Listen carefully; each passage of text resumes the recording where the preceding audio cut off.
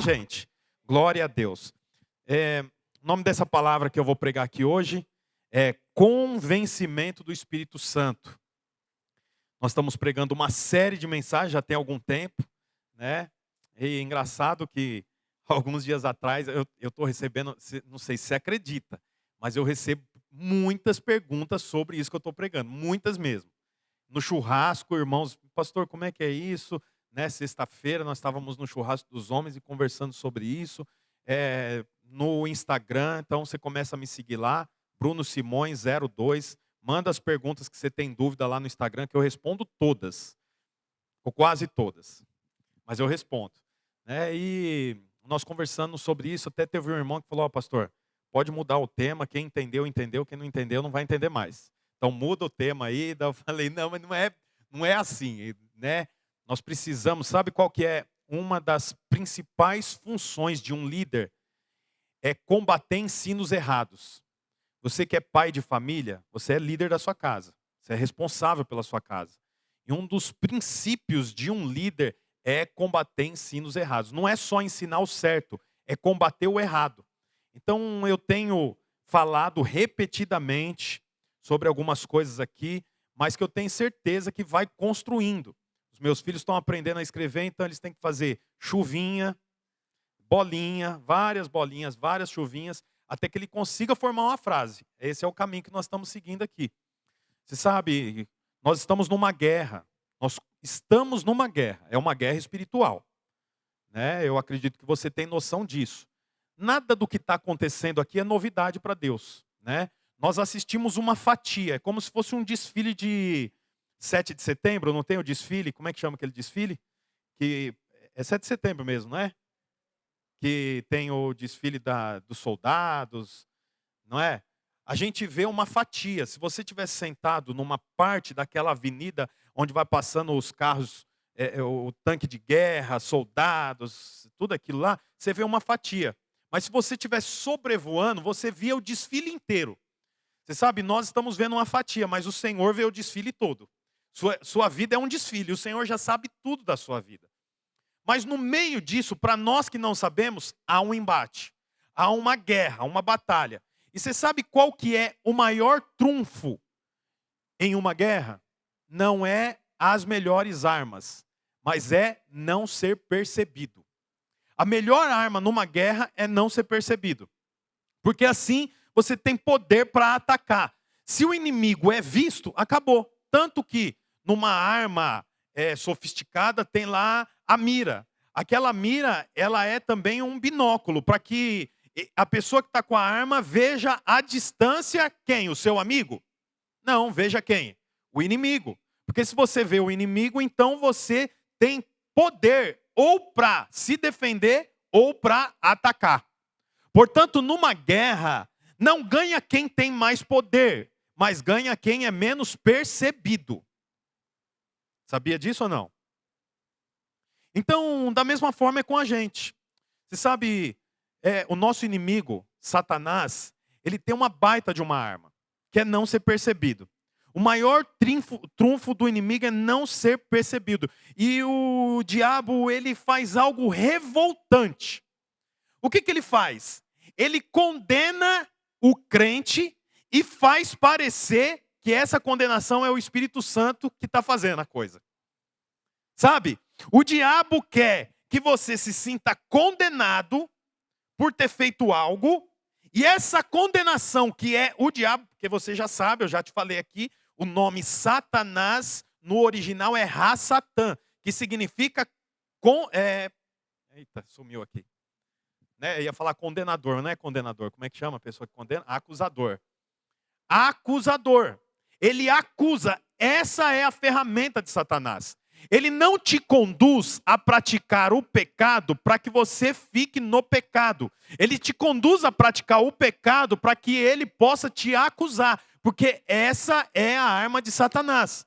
Só que ele desenvolveu um trabalho muito poderoso que acaba com um monte de crente. Porque ele conduz o crente ao pecado e depois que o crente peca, ele fica condenando. Mas o crente entende a condenação como se fosse fruto do Espírito. Então, quanto mais condenado, quanto mais triste, quanto menos ele consegue levantar a mão para adorar o Senhor por causa de algo que ele fez, então parece que ele está no caminho certo. Então alguém, né, nessas reuniões que eu fiz, tanto do curso de batismo, quanto da integração, que é para novos membros, eu fiz 2 reuniões, as 2 a mesma pergunta: e a ceia? Eu posso tomar? Por quê? Porque a pessoa, ela tem o entendimento equivocado de que se ela pecou, Deus virou as costas para ela. Se ela pecou, o Senhor não está olhando mais para ela. Mas você sabe que quando você peca na presença de Deus. Então assim, não há nada mais que te separe do Senhor. Nós vamos ler isso aqui em alguns textos. Mas eu queria que você soubesse que essa é a arma de Satanás. Qual que é a arma dele? Trazer para você condenação, parecendo que é o Espírito que está te conduzindo para isso. Então você não quer ir para o culto, por quê? Depois do que eu fiz eu vou para o culto, eu não sou digno. Olha, isso parece até uma atitude nobre. Não tem condição de ir para o culto não. Depois do que eu fiz no trânsito, depois de eu ter xingado, depois de eu ter discutido, não, pastor, eu não fui. Por quê? Perto de na hora de sair atrasado, e eu já briguei com a minha esposa, bati a porta do banheiro, ela também me xingou, aí meus filhos começaram a chorar. Como é que eu venho aqui para o culto, levantar a mão, falar que o Senhor é meu Deus nessa condição? Isso parece uma atitude guiada pelo Espírito. No entanto, é uma atitude guiada pelo inimigo, porque ele faz o trabalho de condenar. Está entendendo? Está entendendo, irmãos? Isso é porque isso tudo acontece por causa de uma falta de interpretação ou interpretação errada da palavra. Então, a pessoa, o irmão, acha que estar debaixo de condenação é um fruto do Espírito. É Deus que está trazendo esse aperto no coração. Aí a pessoa chega no culto, ela não pode entrar cantando o louvor que está tocando. Ela antes precisa se ajoelhar e se consertar com Deus para depois poder levantar a mão e cantar. Por quê? Porque ela está debaixo de condenação e parece que é o Espírito Santo que está a impulsionando para isso, mas não é. Isso é o diabo. Por que isso muitas vezes acontece? Porque eu não entendo a palavra, não tem interpretação correta. Abra sua Bíblia aí em João capítulo 16, versículo 7. Vai aparecer aqui também esse texto. Vamos ver o que diz lá. João 16, 7. Está escrito assim, ó. Mas eu vos digo a verdade. Convém-vos que eu vá. É Jesus falando. Convém-vos que eu vá. Porque se eu não for, o Consolador não virá para vós outros. Se porém eu for, eu vou-lo enviarei. O que Jesus está falando aqui? Ele tinha os discípulos, e ele diz para os discípulos o seguinte, está chegando o momento que eu vou ser levado aos céus. Porque ele ia morrer crucificado, ele ia entregar a vida dele na cruz. E os discípulos andavam com ele, então ele fala, olha, convém que eu vou. Porque se eu não for, eu não posso enviar o Espírito Consolador. Então você já vê o nome do Espírito que é muito sugestivo. Consola o quê? Consolador. Eu vou, mas eu vou enviar o Consolador. Se eu não for, eu não posso enviar. Aí o versículo 8 fala o que ele vai fazer. Olha o que diz lá, ó. Quando ele vier, ele quem? O Espírito Consolador. Quando ele vier, convencerá o mundo do pecado, da justiça e do juízo. Então você vê, o Espírito Consolador viria só quando Jesus subisse aos céus. Ele ia morrer, depois de morto, ele ia subir aos céus. É o que a Bíblia diz para nós. Estou falando para você de forma bem simples.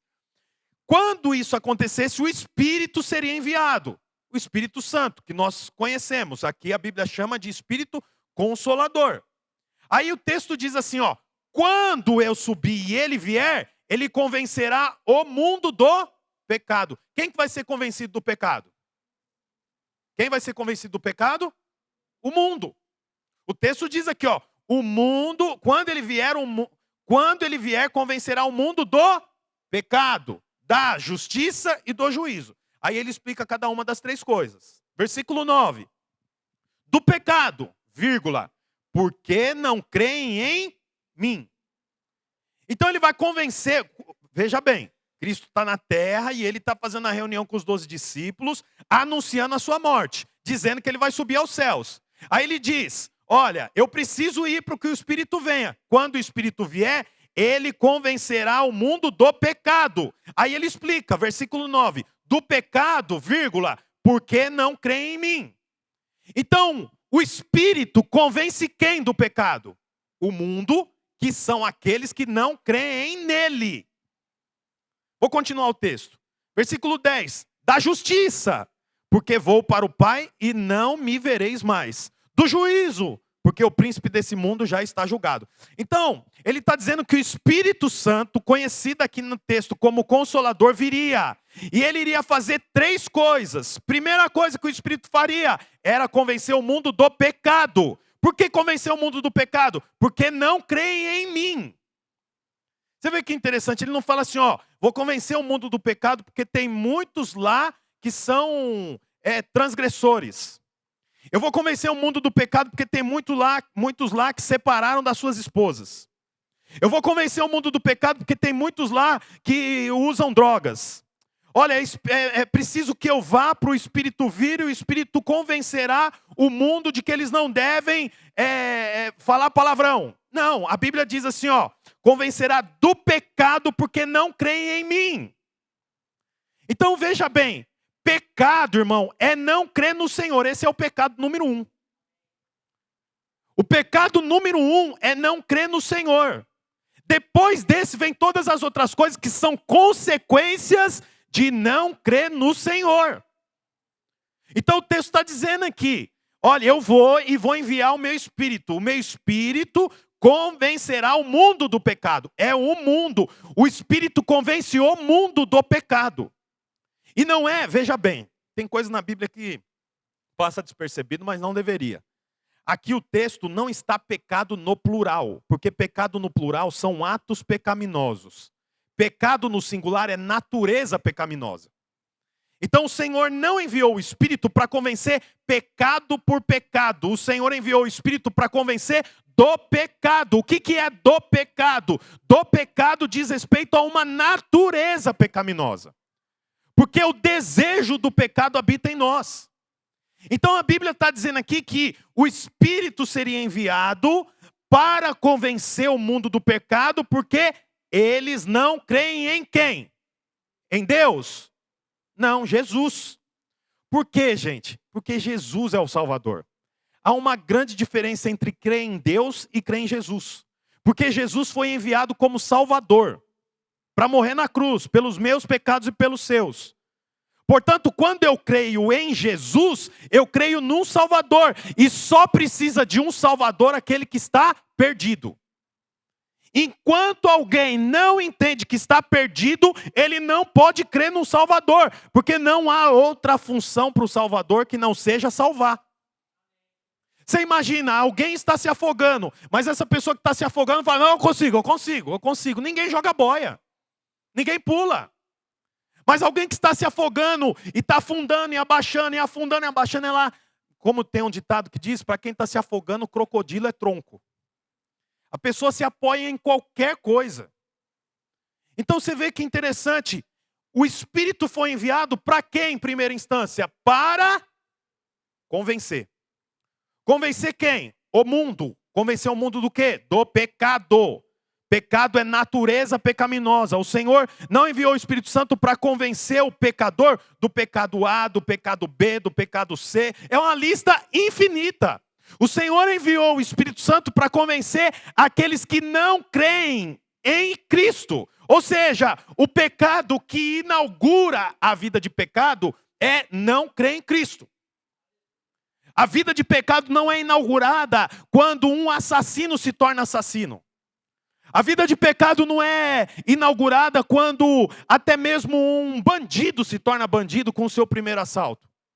A vida de pecado não é inaugurada quando a criança mente atrás da porta, com a boca toda suja de batom, dizendo que não pegou o batom da mãe. Não é ali que inaugura. Ali manifesta. Mas a inauguração do pecado é não crer em Jesus. Esse é o pecado. E o que o texto diz é que o Espírito veio para convencer o mundo do pecado. Então, assim, a natureza do pecado está em todos nós. Mas quando eu entrego a vida para Jesus, quando eu creio em Jesus, então agora eu mudei de nomenclatura. Agora eu subi um degrau. Eu subi um degrau porque eu deixei de pecar? Não. Eu subi um degrau porque agora eu creio. A Bíblia diz aqui, ó, do pecado porque não creem em mim. Então quer dizer, eu resolvo o problema do pecado fazendo o quê? Deixando de pecar? Não, eu resolvo o problema do pecado crendo no Senhor. Tem uma aula no curso de maturidade que se chama assim, Vitória sobre o Pecado. Todo mundo que ouve esse tema, vitória sobre o pecado, entende o quê? A vitória sobre o pecado é não pecar. Mas quanto tempo você aguenta sem pecar? Quanto tempo? Ninguém pode acordar e falar assim, hoje eu não vou morrer. Ninguém pode. Ninguém quer morrer, mas ninguém pode falar, hoje eu não morro. Sim ou não? Não tem como. Da mesma forma, ninguém pode acordar e falar, hoje eu não peco. Por quê? Porque o pecado está à nossa volta. Portanto, a vitória sobre o pecado não é não pecar. Porque senão eu não venço o pecado. Vencer o pecado é vencer a condenação. É isso que é a vitória sobre o pecado. É não andar debaixo de condenação. Porque alguém que anda debaixo de condenação não vive. Você sabia disso? Não dá conta de viver, você não tem prazer na vida. Não tem alegria. A pessoa pode fazer de tudo para viver distante da lei, como... Há pouco tempo nós tivemos aí jogadores de futebol que se envolveram em cada uma. Não tem jeito, uma hora a lei chega. E ele tem que pagar. Eu quero dizer para você que o pagamento dos seus pecados já foi feito na cruz de Cristo. Hoje você não precisa mais andar debaixo de condenação. Porque o Espírito não veio para te condenar. O Espírito veio para convencer o mundo do pecado, porque o mundo não crê em mim. É isso que ele diz. Aí tem a continuação do texto. Convencer do pecado porque não crê em mim. Convencer da justiça, porque eu vou para o Pai e não me vereis mais. Então assim, você vê que interessante.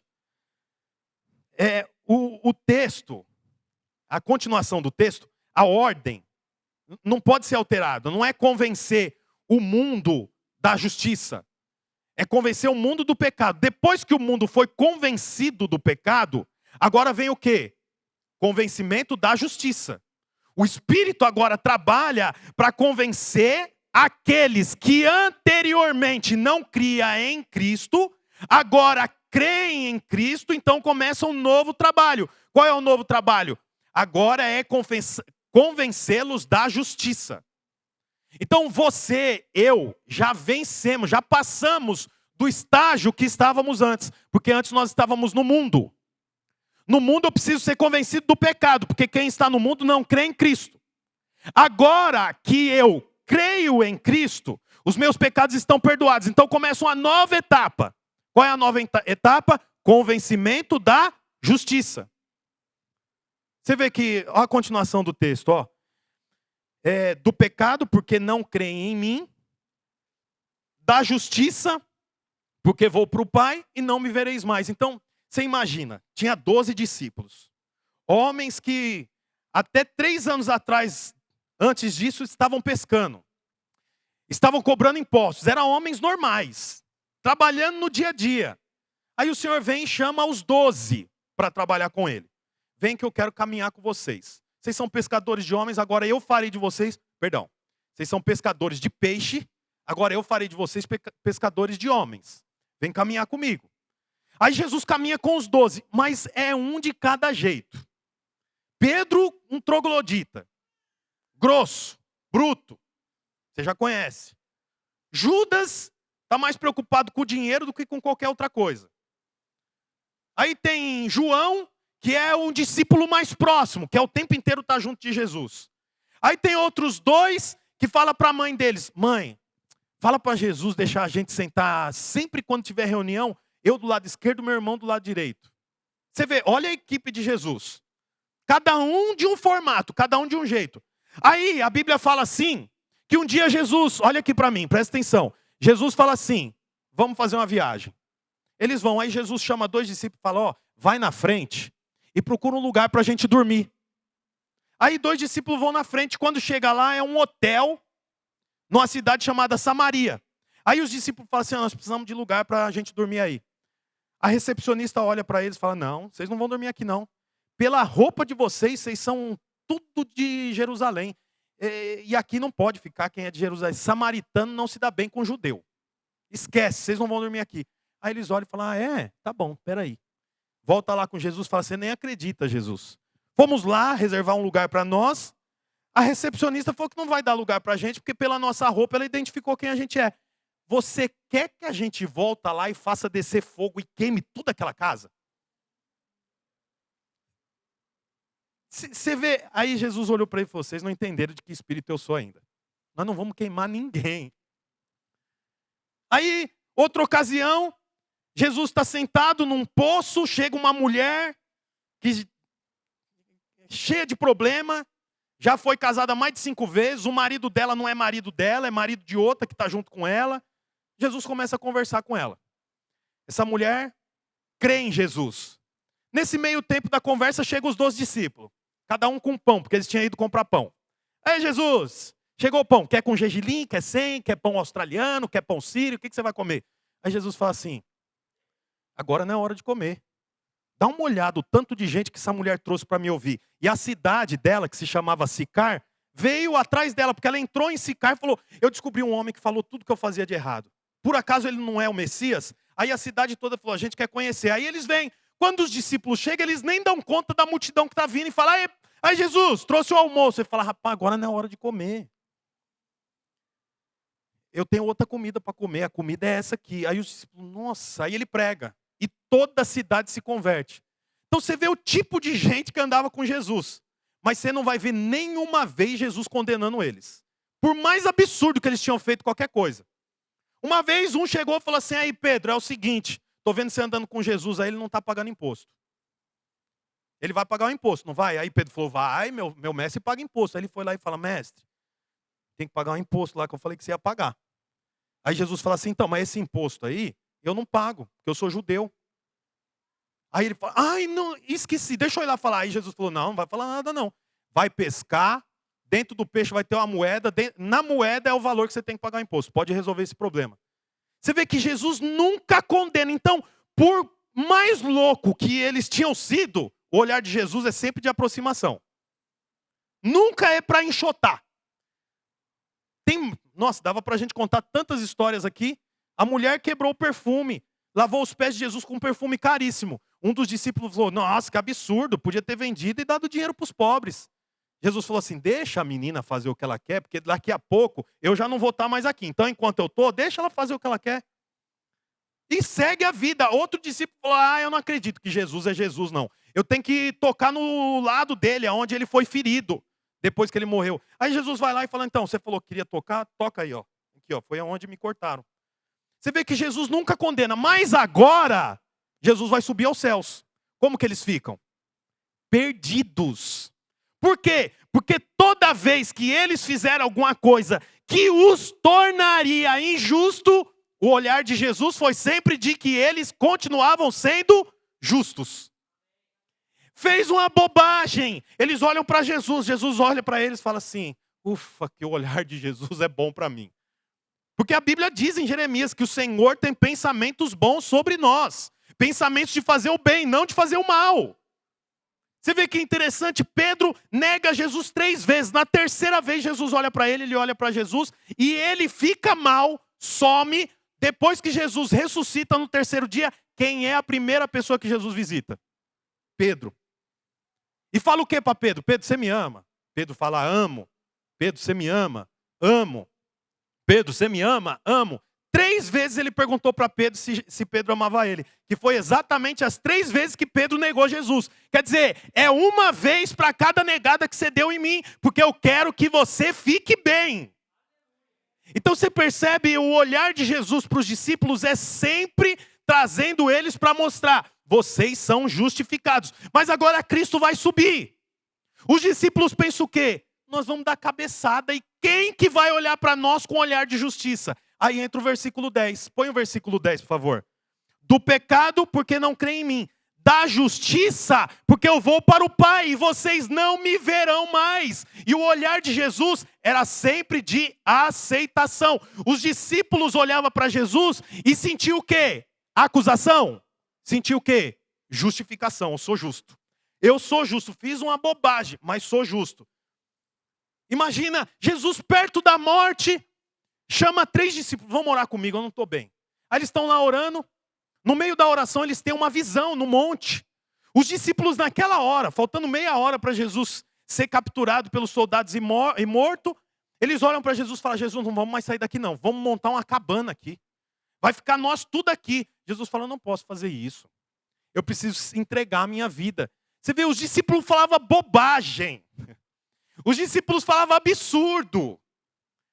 Uma outra vez Jesus falou: gente, eu vou morrer. Pedro falou assim: só se for por cima do meu cadáver. Jesus falou: fica quieto, diabo. Arreda-te de ti, diabo. Você vê, ele fala pro diabo arredar de Pedro, mas ele não fala para Pedro arredar de Jesus. Ele fala: vai longe de mim, Satanás. Pedro, vem para mais perto, você está ficando muito longe, por isso você está pensando nessas bobagens. Você vê que o olhar de Jesus é sempre para que eles sintam-se justos. Por quê? Porque já foram condenados do pecado. O pecado é para o mundo, para aqueles que não creem. E para mim que creio. E para mim que antes era mundo e não cria. Agora creio. O olhar de Jesus é sempre de justiça. Você é justo. Aí ele fala para os discípulos: eu vou subir, mas eu vou enviar o Espírito Consolador, porque vocês não vão mais me ver. Portanto, quando vocês derem cabeçada, quando vocês pensarem em voltar a pescar peixe, ao invés de pescar gente, quando vocês pensarem fazer outra coisa, olha para o Espírito. Por quê? Porque o olhar do Espírito para você nunca é de condenação. Lembra o que eu falei no começo? Satanás desenvolveu uma forma absurda para nos enganar. Qual forma? Olha para o Espírito e se sente o quê? Condenado. Mas o que o texto diz? O Espírito veio para convencer. Convencer o quê? O mundo do pecado. Então, para o mundo, o Espírito diz o quê o tempo inteiro? Você é pecador. Você é pecador. Você é pecador. Olha o que você fez. Você é pecador. Isso é para quem? Para os filhos. Para quem? Para o mundo. Ainda bem que a Rosa está aqui e o Luiz também. Os outros irmãos estão me entendendo, né? Porque só eles estão respondendo. Vocês estão junto comigo, amém, gente? Agora a Bruna chegou também. Mas aqui, ó, ele diz para o mundo: você é pecador. Você é pecador. Você é pecador porque você não crê em mim. Começa a crer em mim. Você é pecador. Agora que o pecador crê em Jesus, o que o Espírito convence? Você é justo. Você é justo. Aí ele fala: não, eu sou pecador. Não, você é justo, você era pecador. Mas eu peco. Você peca, mas você é justo. Você é justo. Você é justo. Você é justo. Mas eu fiz um absurdo. Você é justo. Você é justo. O Espírito Santo convence o mundo do pecado. Mas os filhos, ele não precisa mais convencer do pecado. Os filhos, ele convence da justiça. Amém, gente? Aí tem o versículo 11. O que diz lá no versículo 11? Nossa, já é 11h30. É 11h30? O tecladista pode subir para parecer que nós já estamos acabando. Essa piadinha é tão antiga, mas sempre dá certo, você vê? Depois da piada você aguenta ficar mais uns 10 minutos, não é? Versículo 11, ó, versículo 9. Do pecado, porque o mundo não crê em mim. Da justiça, porque eu vou para o Pai, e vocês não me verão mais. Do juízo, porque o príncipe desse mundo já está julgado. Portanto, o julgamento é para quem, gente? O julgamento é para os filhos? O julgamento é para quem? Para o príncipe desse mundo. É o que o texto diz. Ó, o Espírito vai vir para 3 coisas: convencer o mundo do pecado, convencer os filhos da justiça e convencer o capeta do juízo, porque ele já está julgado. Já está julgado. Portanto, irmãos, o Senhor não tem julgamento para os filhos. Para os filhos, o Espírito trabalha para convencê-lo de que eles são justos. O juízo é para quem? o príncipe desse mundo. Então o juízo não é para mim. O juízo não é para você. O juízo é para o príncipe desse mundo. Portanto, aqueles crentes que andam debaixo de juízo, que está o tempo inteiro acusado, pensando que isso é fruto do Espírito, que o Espírito está apontando para você que você fez, o Espírito está apontando para você que você falou, o Espírito está apontando para você que você não devia, mas acabou acontecendo. Isso não é o Espírito, isso é Satanás. Porque filhos não precisam mais ser condenados, convencidos do pecado. Você já sabe o que é pecado. Você já sabe quando você peca. Agora você precisa ser convencido do quê? Da justiça. Você precisa ser convencido do juízo? Não, do juízo também não é para você. Nós que somos filhos, somos convencidos da justiça. Você é justo, não por causa de atitudes. Você é justo, não por conta de conduta. Você é justo porque Cristo é justo e deu a mim e a você a justiça. A justiça é um dom de Deus. O que é dom? Presente. Eu falei até aqui sobre uma função do Espírito. A função de convencer. Mas tem outra função também, que é a função de testificar. O Espírito convence, como eu li tudo, expliquei até agora, e o Espírito testifica. Romanos 8,15. Olha aí, por favor, Romanos 8,15. Eu estou lendo na linguagem NVI, tá? Esse texto. Fica mais fácil para compreensão. Diz assim, ó. Pois vocês não receberam. Fala comigo, não receberam. Fala de novo, não receberam. Pois vocês não receberam um espírito que os escravize, para novamente temerem. Por que está escrito para novamente temerem? Porque já houve uma aliança que eles temiam. Então o texto está dizendo aqui, ó, vocês receberam, vocês conquistaram? É diferente, conquistar é uma coisa, receber é outra. O texto está dizendo aqui, ó, pois vocês receberam um espírito, ou melhor, não receberam um espírito que os escravize para novamente temerem. Por quê? Porque na lei havia o medo. A lei havia o medo. Na nova aliança não há mais medo. Mas receberam o Espírito que os torna filhos por adoção, por meio do qual clamamos, Abba Pai. Paizinho querido. Então você vê aqui, o Espírito testifica ao meu espírito que eu sou o quê? Filho. Filho por quê? Por adoção. Você é filho por adoção. E eu queria contar uma ilustração rapidamente para você. Imagina um pai muito rico. Tem gente muito rica na terra, gente? Muito rico. Ele foi e adotou uma criança. Essa criança morava num orfanato. Agora o pai que adota essa criança dá para ele uma boa casa, uma mansão, uma boa escola. Dá para ele um bom convênio médico, boas roupas, uma boa bicicleta, um bom computador para estudar tudo do bom e do melhor. Mas sabe, ele ainda internamente continua condenado porque ele fala, isso aqui não é para mim. Já pensou que tristeza? O pai e a mãe não podem ter filho por algum problema, vai lá e escolhe a criança, traz a criança. Agora ele fala, ó, tudo que eu tenho é seu também, inclusive eu dei meu sobrenome para você. Você sabe que cristão é pequenos Cristo. Dei meu sobrenome para você, agora você é igual eu. Aonde eu sou recebido, você é recebido. Aonde eu vou, você vai.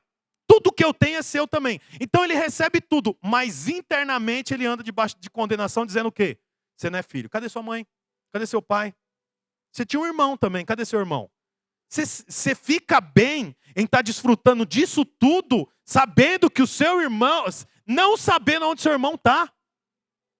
Você fica bem desfrutando disso tudo, sabendo que a sua mãe está na Cracolândia, o seu pai está preso. Você fica bem com isso tudo. Então você vê, o pai pode dar tudo para o filho.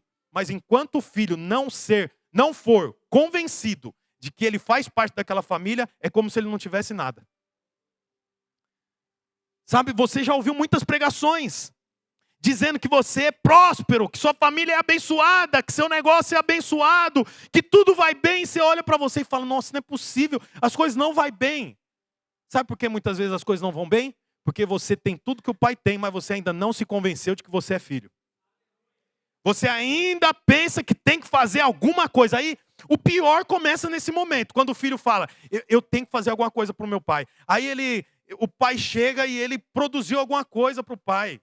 Fez alguma coisa para o pai. Mas aquilo não é a natureza dele. Mas ele quer se convencer, com base na justiça dele, que ele é aceito pelo pai. Ele já foi aceito pelo pai quando o pai o adotou. Quero dizer para você que você já foi aceito pelo pai quando ele te adotou.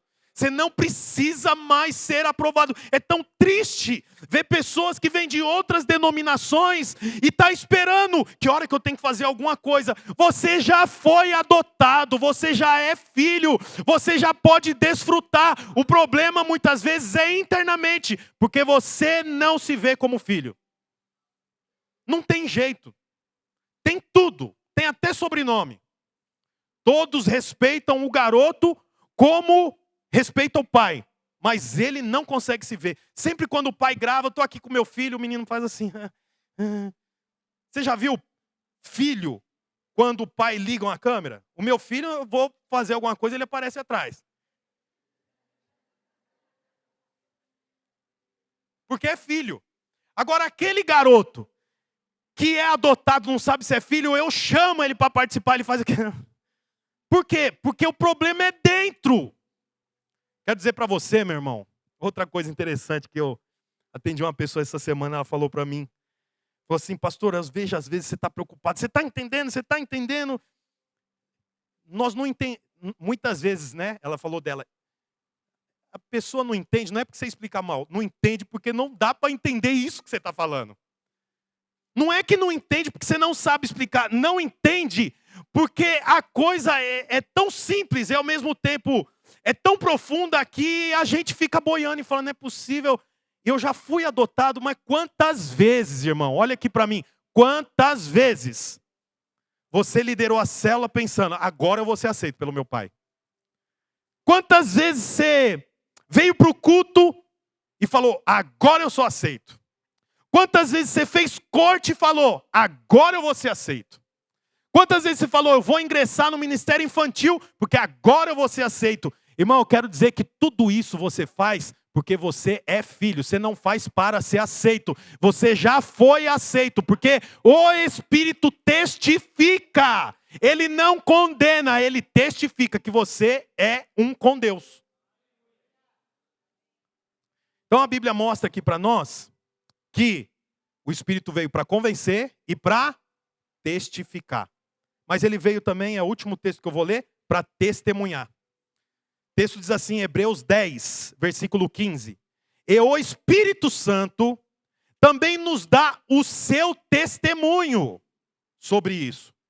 Primeiro, ele diz, o testemunho que o Espírito dá. Quando esse tempo chegar, diz o Senhor, eu farei com você, eu farei com o povo de Israel esta aliança. 2 pontos. Qual a aliança? Porei as minhas leis no coração deles. Não é na cabeça, é no coração. E na mente lhes escreverei.